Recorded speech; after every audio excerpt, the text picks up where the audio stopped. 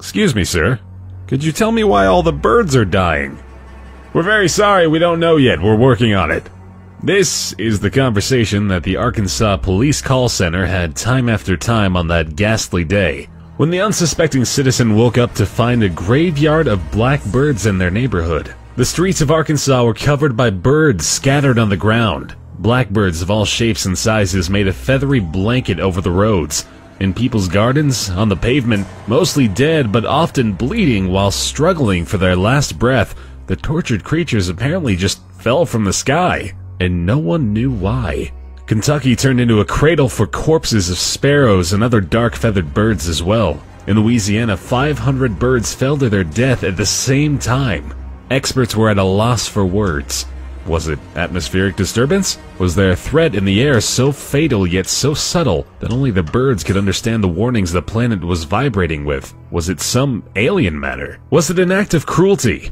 Were they all being poisoned because of someone's ghoulish agenda? Were they disturbed by previous fireworks, or was it all an incredible coincidence? No conclusion has ever been reached. The tortured birds fell to their death, whether pushed by some invisible force or inspired to suicide by some threat undetectable by humans. We will never know. The animals passed away and the events never reoccurred. All that's left are horrid images in the minds of all who awoke to a truly apocalyptic sight.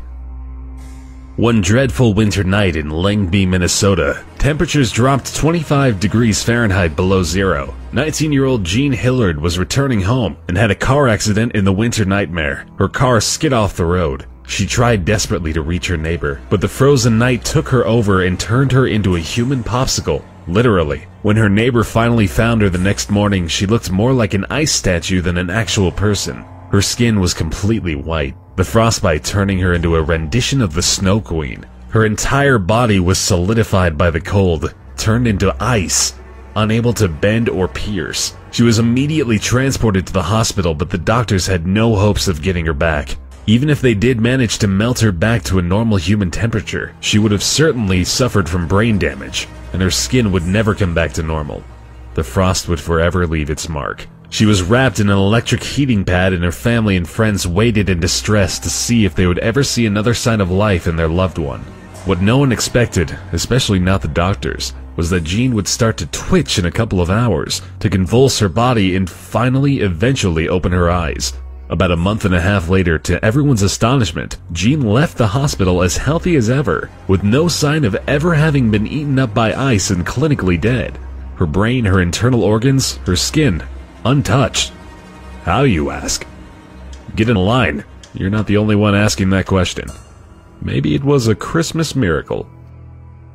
February 24th, 1942, Los Angeles. Sirens are voicing themselves, calling people to action. An object appeared in the sky. It was floating through the night, threatening those below.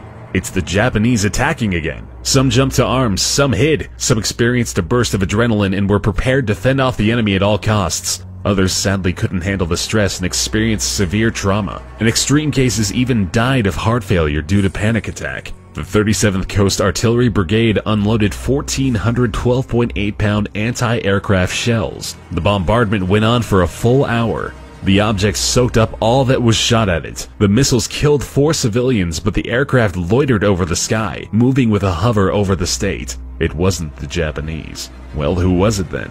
The government made no effort to come up with a plausible story, calling it a weather balloon.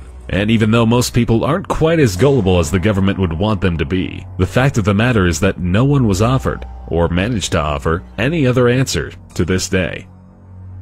In the winter of 1959, 9 people were found dead near the camp they had previously set up. High on a mountain at sub-zero temperatures, bodies were found scattered at the camping site, alongside ripped tents. 6 of the campers had died of hypothermia. 2 died of chest fractures inflicted by a force which doctors claim cannot be human. 1 woman was found with her tongue ripped out. The bodies were highly radioactive. The only footprints found in the snow were their own. No conducted investigation managed to explain how the people had died. What hunted them down in those woods remains a mystery. Some sort of force, one powerful enough to damage the human body to the breaking point, but which leaves no footprints or DNA, emerged from the freezing cold that night and took lives of unassuming campers.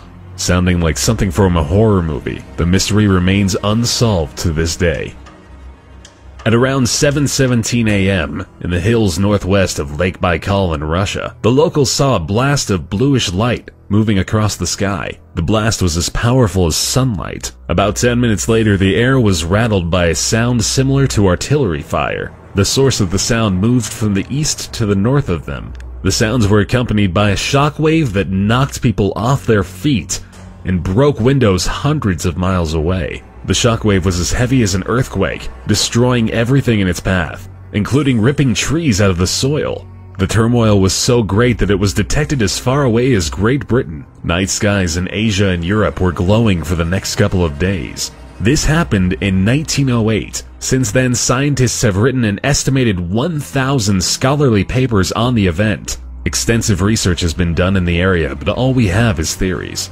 Meteor, comet, alien attack, secret weapon testing. Each theory is as likely and unlikely as the other. The fact of the matter is, our planet was shaken up, and we don't know why or by what, or by whom. Most importantly, we have no idea whether something like this is to be expected again.